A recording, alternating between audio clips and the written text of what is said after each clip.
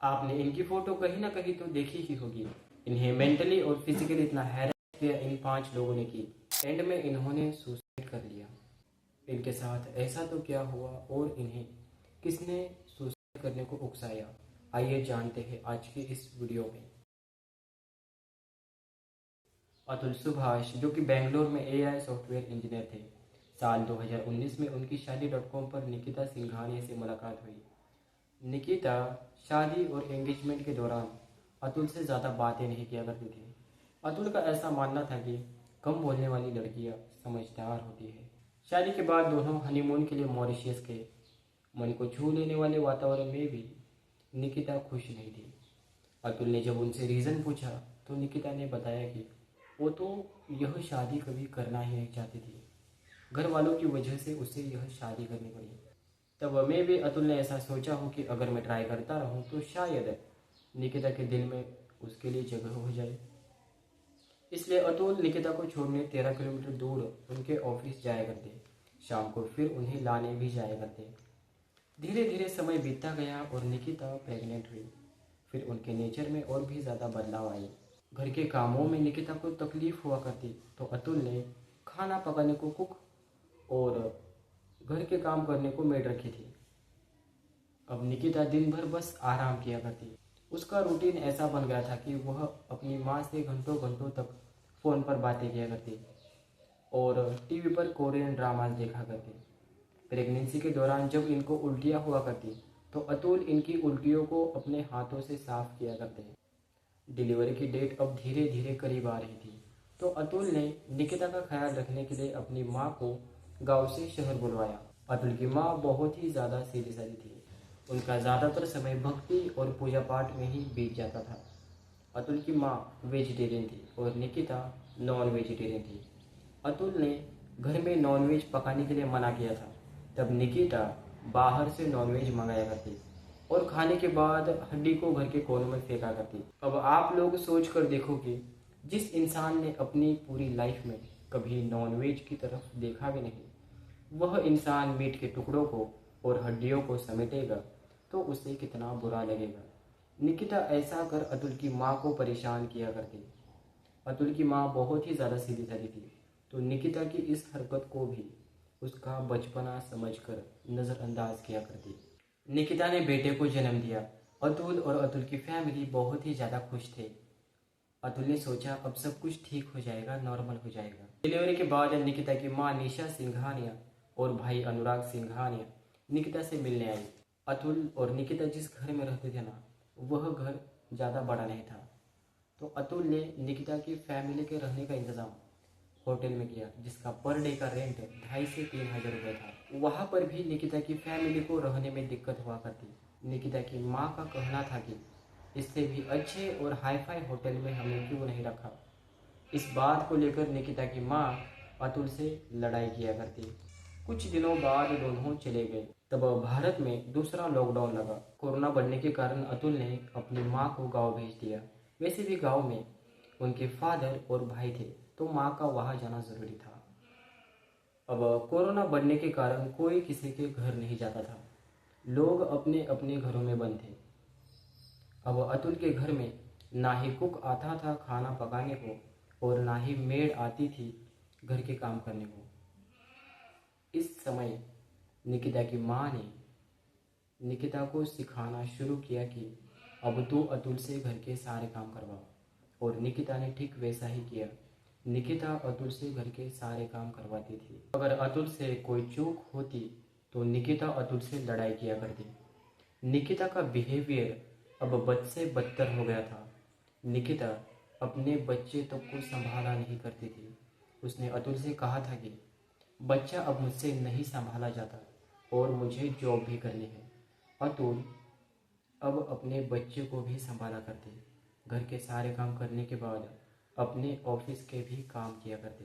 निकिता की माँ ने अब अतुल से पैसे मांगना शुरू किया, वह भी लाखों में। अतुल मना करते तो निकिता बच्चे के साथ घर छोड़ने की धमकी दिया करती। अतुल अपने बेटे से बहुत ही ज़्यादा प्यार करते थे तो पैसे दे दिया करते। हद तो तब पार हो गई जब निकिता की माँ अतुल से हर रोज़ पैसे मांगा करती। अब इनकी डिमांड 50 लाख रुपए की थी, क्योंकि इन्हें जौनपुर के सेंट्रल एरिया में घर खरीदना था। अतुल ने पैसे देने से साफ मना कर दिया, क्योंकि अतुल ने निकिता की फैमिली को पहले से ही 16 लाख रुपए दे रखे थे। अतुल ने बस वही पैसे अपने मांगने की कोशिश की तो निकिता और निकिता की फैमिली अतुल से लड़ाई किया करती। उन्हें हैरेस्ट करने के लिए उनके ऊपर कई केसेस डाले। उनके ऊपर ही नहीं बल्कि उनकी फैमिली के ऊपर भी कई केसेस डाले। 17 मई 2021 को निकिता अपना सारा सामान बांधकर अपने बेटे के साथ घर छोड़कर चली गई। अब निकिता दिल्ली में एक्सेंचर नाम की कंपनी में काम करती थी और वही अपने बेटे के साथ रहती थी। निकिता का परिवार जौनपुर में रहता था। अतुल अब एक बार फिर से बेंगलोर में अकेले हो गए। 2024 में अतुल की लाइफ में बहुत ही ज़्यादा उतार चढ़ाव आए, क्योंकि उनकी वाइफ ने उनके ऊपर 9 केसेस डाले थे। डोमेस्टिक वायलेंस और मर्डर, डिवोर्स, दहेज। उनके ऊपर ही नहीं बल्कि उनकी फैमिली के ऊपर भी कई केसेस डाले थे। जैसे अतुल की फैमिली निकिता को दहेज मांगा करती थी। यह सब कुछ पिछले 3 सालों से हो रहा था। पिछले 3 सालों में अतुल को 40 बार कोर्ट के केसेस को अटेंड करने और हाजिरी लगाने के लिए बेंगलोर से जौनपुर जाना पड़ता था। लेकिन कभी जज नहीं होती, कभी लॉयर नहीं होता, कभी लॉयर की स्ट्राइक होती, कभी सामने वाली पार्टी नहीं आती थी। इस तरह बिना उन्हें कोर्ट को अटेंड करे खाली हाथ ही वापस जाना पड़ता था।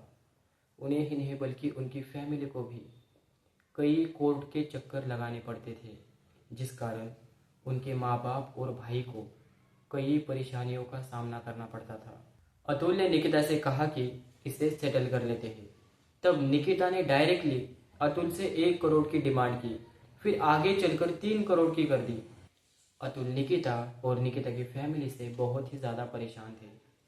उन्हें अपनी परेशानियों से बाहर निकलने का अब एक ही रास्ता दिख रहा था। वह रास्ता था न्याय का रास्ता। लेकिन आगे उनके साथ ऐसा भी होगा, यह उन्हें भी मालूम नहीं था। प्रिंसिपल फैमिली कोर्ट, जो कि जौनपुर में है, उसी कोर्ट में एक पेशकार है माधवराव। माधवराव अतुल से रिश्वत मांगा करता था कोर्ट की डेट को एक दूसरे से दूर दूर रखने के लिए, क्योंकि अतुल को प्राइवेट कंपनी में बहुत ही कम छुट्टियां मिलती थी। ज़्यादा छुट्टियों के कारण अब उनकी जॉब भी खतरे में थी। अतुल को कोर्ट के अंदर से बुलवाया गया। अंदर उनकी पत्नी पहले से ही मौजूद थी। उस कोर्ट की जज का नाम रीता कौशिक था। रीता कौशिक ने कहा कि तुम यह कोर्ट के केसेस सेटल क्यों नहीं कर लेते। तब अतुल ने कहा, मैम, यह लोग पहले 1 करोड़ की डिमांड कर रहे थे, अब 3 करोड़ रुपए की डिमांड कर रहे हैं।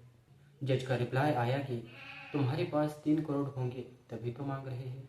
फिर अतुल आगे बोले, मैम, मुझ पर, मेरे भाई और मेरे माँ बाप पर गलत इल्ज़ाम लगाए हैं और मुझे मेरे बेटे से मिलने से भी रोक रहे हैं।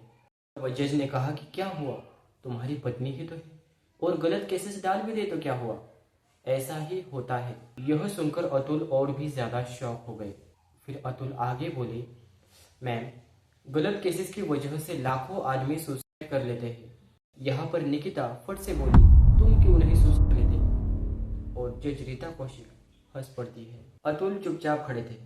फिर जज ने अतुल की पत्नी को बाहर जाने को कहा और जज ने ओपनली अतुल से 5 लाख रुपए की रिश्वत मांगी और कहा कि मैं तुम्हारे केसेस सेटल करवा दूंगी। निकिता की माँ अतुल को देख बोली, अरे तुमने अभी तक सुसाइड नहीं किया, मुझे लगा आज तुम्हारी सुसाइड की खबर आएगी। इस पर अतुल बोले, मैं मर गया तो तुम लोगों की पार्टी कैसे चलेगी। तब निकिता की माँ हंसकर बोली, तब भी चलेगी, तुम्हारा बाप देगा पैसे, वैसे भी पति के पे सब वाइफ का होता है। तेरे मरने के बाद तेरे माँ बाप पूरी जिंदगी, तेरा पूरा खानदान कोर्ट के चक्कर काटेगा। अतुल को उनकी पत्नी निकिता सिंघानिया भी पैसे मांगा करती। निकिता की माँ निशा सिंघानिया भी पैसे मांगा करती। निकिता का भाई अनुराग सिंघानिया भी पैसे मांगा करता। निकिता का अंकल सुशील सिंघानिया भी पैसे मांगा करता। जज रीता कौशिक भी अतुल से पैसे मांगा करती।